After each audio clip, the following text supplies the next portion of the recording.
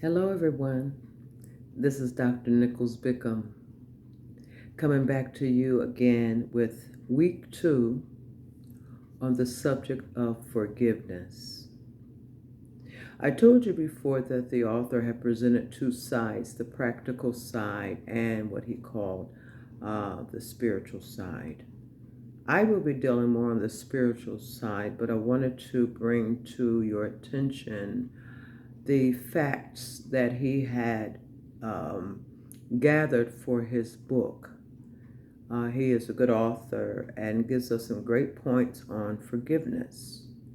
And so we are going to continue with what he has to offer, along with my experiences in my life, as well as my experience in the Word of God. And so we're going to begin with chapter 2 or work week 2. And there's 3 different areas that affects not being or giving forgiveness.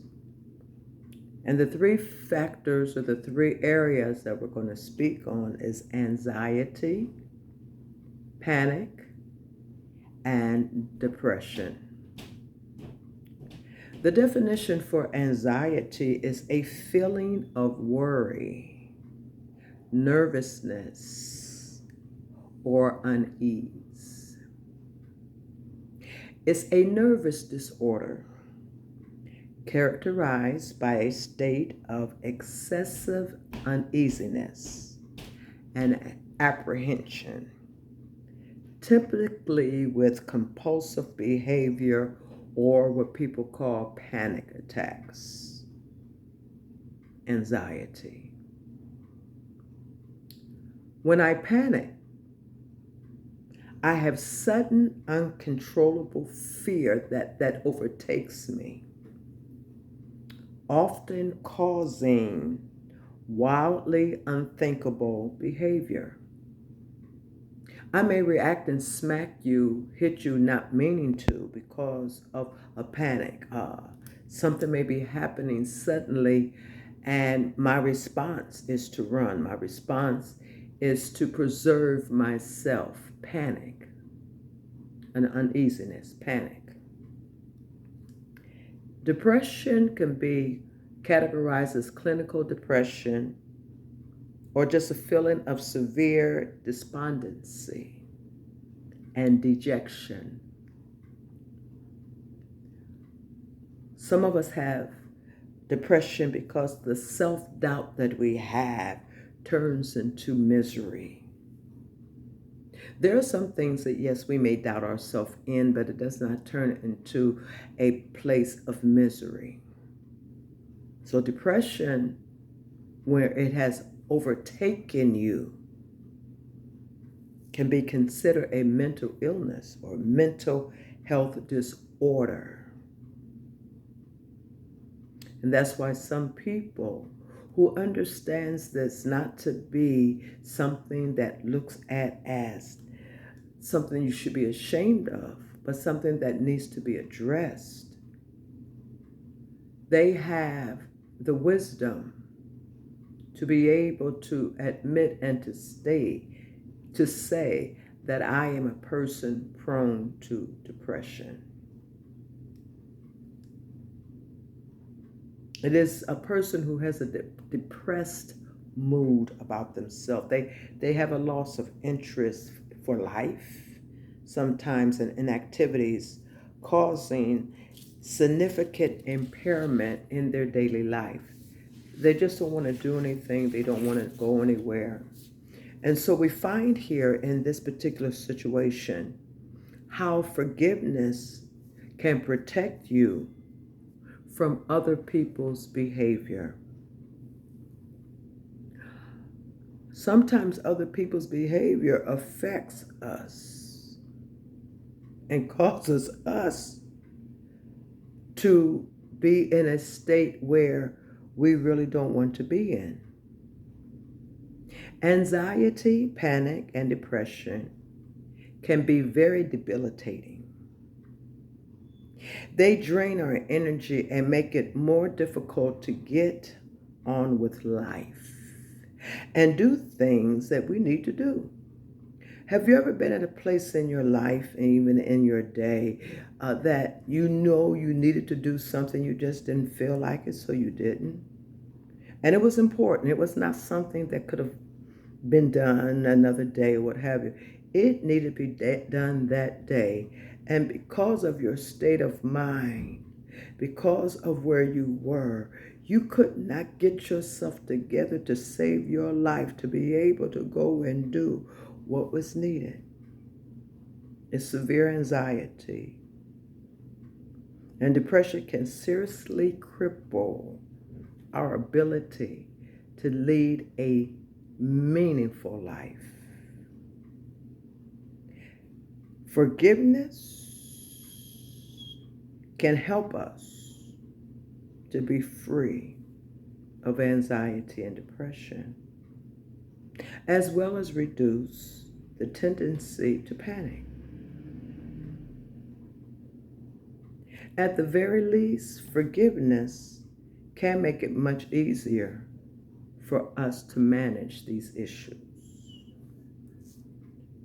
So we're going to go with what the author is saying, and we're going to find out how forgiveness helps. When we look at the causes of anxiety and depression, our thinking processes are often part of the problem. Oh, wow. The way I think is part of the problem as to why I feel this way. Well, he believes so. Anxiety becomes habitual when we spend too much time having worrying and frightful thoughts. Oh, so I can't blame this on someone else, is how I perceive it. This is what he's telling us. Your body then gets into a very alert and vigilant state. That means your body is being flooded with the type of hormones that make it even more likely that we will think anxious thoughts. So I can put myself mentally in a place that I should not be, thinking about the possibility of what might happen. Wow. By putting your nervous system on alert, you tell your nervous system to look for those things which might go wrong or are going wrong, and to not look for things that are going right. Your perspective becomes one-sided and distorted towards the negative, and often without you even realizing it. The thoughts of doom and gloom, such as feeling stuck in a situation with no way out or no hope for a better future, can also be habitual. We can get to the place where that's all we think of. This, that, and the other. I'm stuck. I can't do no better. There's no hope. I'm not going to get anything done. It's going to be the same tomorrow. It's going to happen the same way. There's no sense in me trying. There's no sense in me trying to get up and do anything different. This is the way it's going to be. This is the way my life is. Oh my goodness. By giving a way to change or interpret our habitual thought patterns, we have to learn how to think differently. Forgiveness allows us to make rational, positive changes. Let me say that again. Forgiveness helps me to make rational, positive changes. So that means that there's some things that I have been accepting, that I have been doing, that I need to change. And forgiveness gives me the permission, it gives me the power, it gives me the hope, it gives me the energy to do so. Forgiveness. So you mean to tell me forgiveness is more than just me asking you to forgive me for something that I did? Forgiveness even can help my mindset, my thinking, the way I look at things, the way I perceive things, the way that I recognize things. It helps to cope with the things that we find worrying or fearful. And it also helps to find hope and new possibilities in situations where we feel stuck. Yet, forgiveness can take us further than that.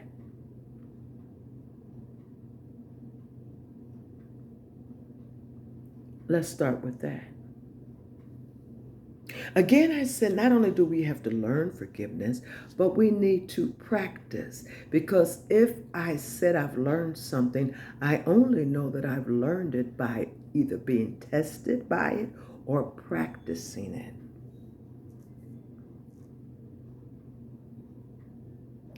It can set us free from the past. There are things in our past that we need to forgive ourselves for and forget, so that we can go forward, so that we can create a better future.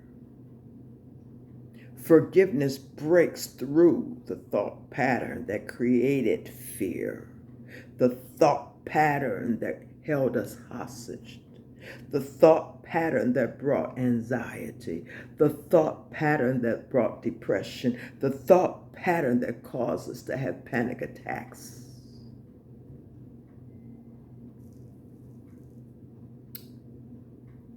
Can I live a life without anxiety, depression, and panic? Is that possible? Yes, it is. What often feeds a sense of anxiety is a feeling of feeling overwhelmed and not able to handle life.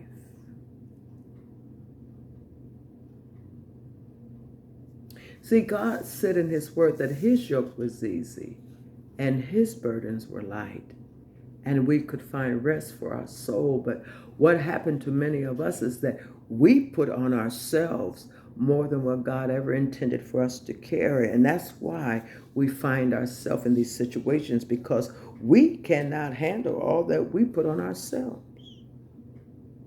Depression often comes from how we respond to others' behavior. Perhaps someone has been rude to us or says something unkind, or someone we depended on does not seem to like us or approve of us.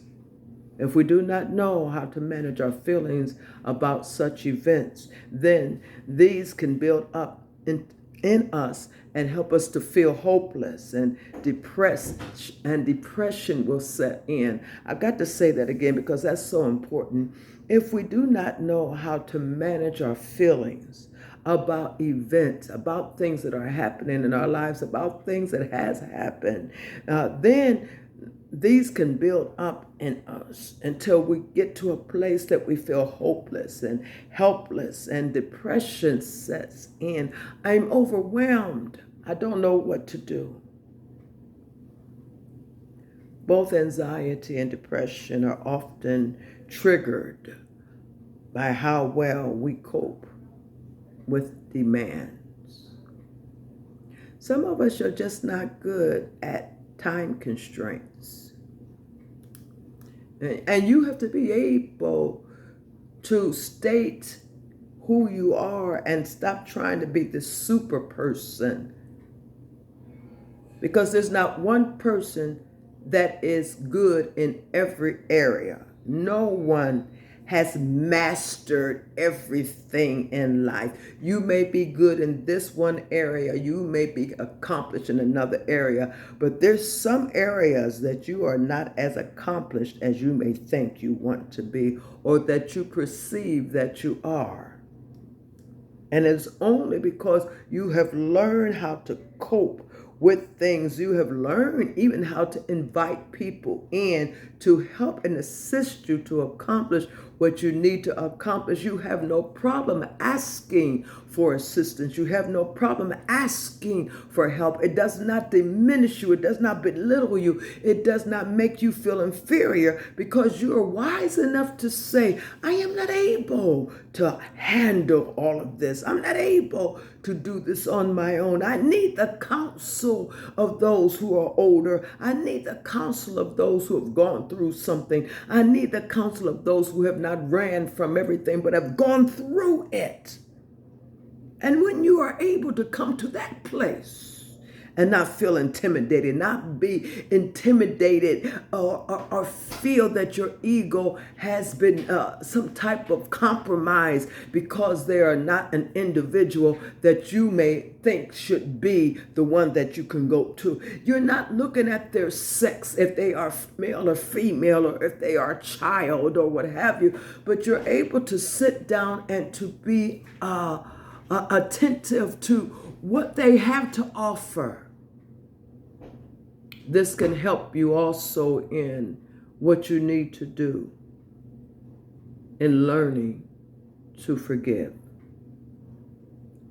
Because now I'm able to take counsel so that I won't be overwhelmed in what I have to do. And I can forgive myself for not asking for help when it was available. By forgiving, we discover that we have an inner freedom. We rise above circumstances and find our inner strength and new abilities to handle situations. Sometimes I just need someone to remind me of who I am. I need someone to tell me that the answer is within me. I need someone to let me know that I'm okay. I need to have that. Through forgiveness, you can lose fear of other people and your fear of life. You can become kinder to others and kinder to people who are around you. Forgiveness has a whole lot of power, doesn't it? And we thought it was just one-sided. We thought it meant that I acknowledge that you did me wrong. Oh no, there's so much more to forgiveness than that. I want to share with you guilt and shame, because that's part of us not forgiving ourselves. And many times people will put that on us. We will embrace the guilt and shame that has been offered. And we will grab it. We will embrace it. We will internalize it. Guilt makes us feel we did something bad. But shame makes us feel that we are bad.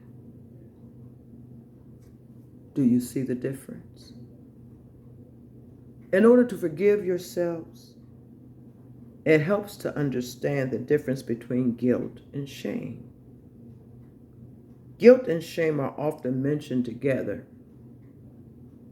as if they're the same, but they're not. Guilt arises when we have done something which goes against our sense of right. Shame arises when we feel that there is something wrong with us. How many times have people assisted in you feeling shame? It's not always a person. Sometimes we feel shame for ourselves. It is in us, ourselves. I've done something bad, and I am bad. Again, the difference is guilt and shame. It is important to understand the difference between guilt and shame, because to fully forgive yourselves, you need to deal with both our sense of guilt and our sense of shame.